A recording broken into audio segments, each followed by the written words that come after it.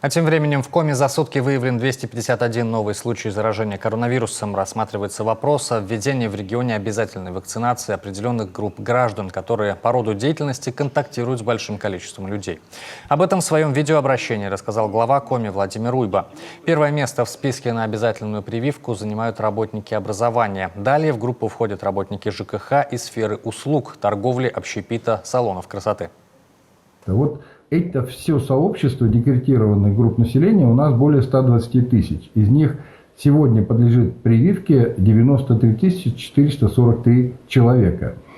Я уже говорил о том, что мы сегодня смотрим именно на пути распространения инфекции, понимаем, что распространение идет через вот это декретированное сообщество, и, конечно, более 93 тысяч непривитых дает нам огромный всплеск и огромное количество новых зараженных людей. Для больных коронавирусом в Коми развернуто 2363 койки, при этом 1706 из них уже заняты. Более 860 пациентов кислородозависимы, среди госпитализированных 52 ребенка. За все время пандемии такого еще не было, подчеркивает Владимир Уйба, поэтому сейчас из-за ухудшения эпидемситуации приходится наращивать коечный фонд. Так, на этой неделе открывают 150 мест в детском санатории «Лоза», еще 150 коек планируют создать в санатории «Кедр» Сосногорского района.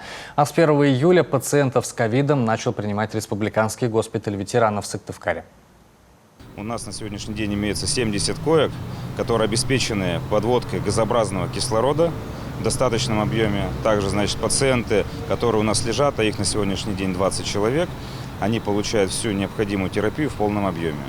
Персонал обеспечен средствами дуальной защиты тоже в полном объеме. Запас необходимый имеется в достаточном количестве. По мере необходимости в госпитале готовы увеличить количество ковидных коек в 2 раза. Придется привлечь и дополнительных специалистов. По просьбе Владимира Уйба на помощь нашим медикам уже прибыл медицинский десант Минобороны России в составе 47 специалистов.